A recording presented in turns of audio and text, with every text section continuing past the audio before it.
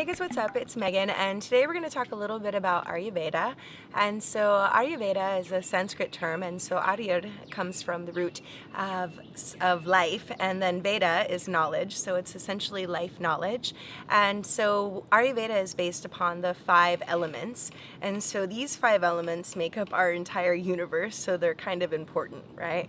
And so we're going to go to the hand diagram just for a little bit of a model to go after here. So we have, of course, Earth, which is Earth that we're here living on, which is also quite important, right? And then we have water, which is essential to life, and this is associated with lunar and the moon cycles as well. We then have fire, of course, which the sun, which we can't exist without that either. All of these elements are crucial to life. We have air, another part of an important part of our existence, right? And then we have ether, which is space. And so the air that we breathe, and then the ethereal realm, the planetary realm. So we have these 5 elements that Ayurveda is based upon. And so the idea is that each one of us is made up of these elements as well, our bodies, and we tend to have a dominant energy. So whether that be more fire, more earth, more water, what have you. And so what Ayurveda has done is it's put together these doshas. And so within the doshas, we have 3. We have Vata, Pitta, and Kapha. And so Vata is going to sit here. It's all of air and space. We have Pitta, which is fire and water. And then we have Kapha, which is earth and water.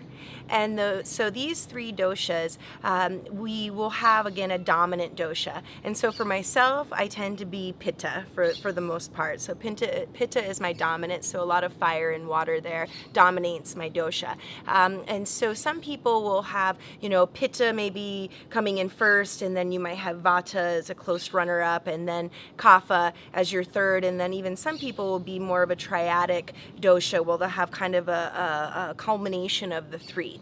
And so the intention is that we want to kind of organize our lives according to our doshas. And so that can go, one of the big components is our diets. How we eat is going to most serve our dosha. So if I'm somebody who's Pitta, I don't want to pour a bunch of fuel on the fire, right? So eating a lot of spicy foods and hot peppers and garlic and things like that are not necessarily the best for myself. And so, each dosha, we tend to have, a specific protocol for what's going to best serve that specific dosha's needs. So that's one portion. The other is that we can look into even lifestyle, like exercise choices, what times of the day are best suited for our needs.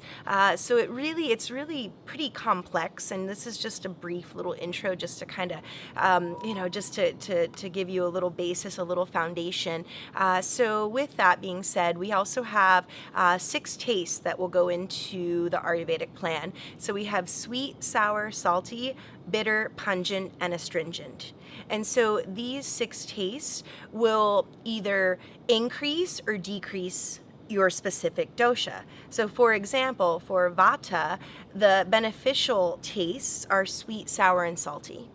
And so for someone who is Pitta, they're going to lean towards the bitter, astringent, and sweet foods.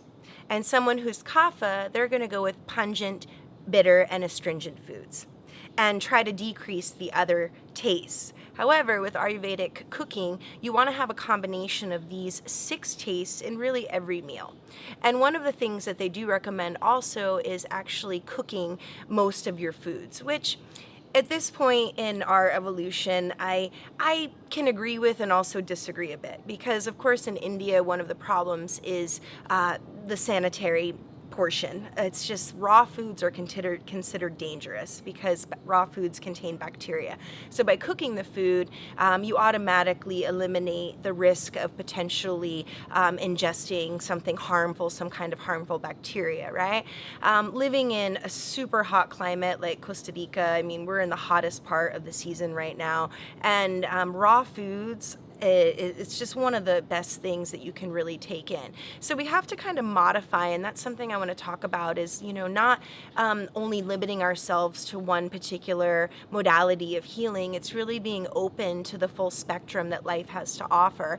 And so I definitely incorporate Ayurveda into my routine and my practices, my teaching in my life, but I also leave room for a little bit of tweaking, if you will, so that I can adjust it to suit my needs. So here in this climate, we want to eat foods that are cooling. I mean, eating, hot, cooked foods, heavy foods is not really going to be the best to suit our needs like you would cook maybe in the wintertime in Colorado, which is where I spend the other portion of my time.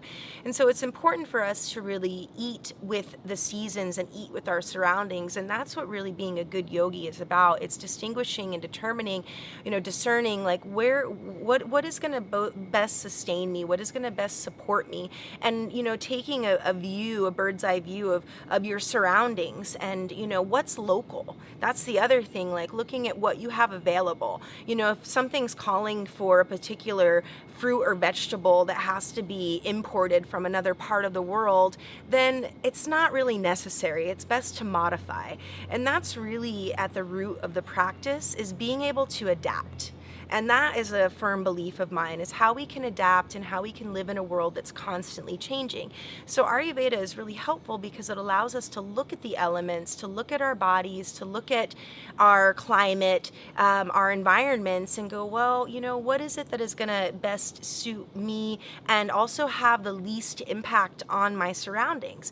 Obviously shipping things in and gas, pollution and waste and things like that, we have to take into consideration when we're planning our diet plan and so forth. So the idea with Ayurveda is to have a deeper relationship with ourselves and our environment. And that's really the root of the teaching. So that is another portion of the practice, is how well informed we can be about who we are and where we live. What is it that's going to best be life affirming to everybody, the planet, ourselves, and everything that's affected by our impact. So that's the intention. So Ayurveda is just, again, a small component and portion of the grand spectrum of life and what it has to offer, but it's something that I hold, deep value in, because I've experienced it in my own life and my own pursuit to healing, how to eat and really what foods most nourish me, what activities, lifestyle, climate, everything, it all matters. It's a holistic approach, and that's the other part of this that I really want to convey to you guys, is that holistic approach to health and well-being is so important. Looking at every little aspect and facet of our lives is going to help to bring us to a healthier, happier place. So thank you so much for taking the time to check it out and to listen. And if you would like to potentially work with me one-on-one, you can go to my website at megsyoga.com and drop me a message, and I will get back to you as soon as possible. And thank you so very much, and have a lovely evening. Namaste. Ciao.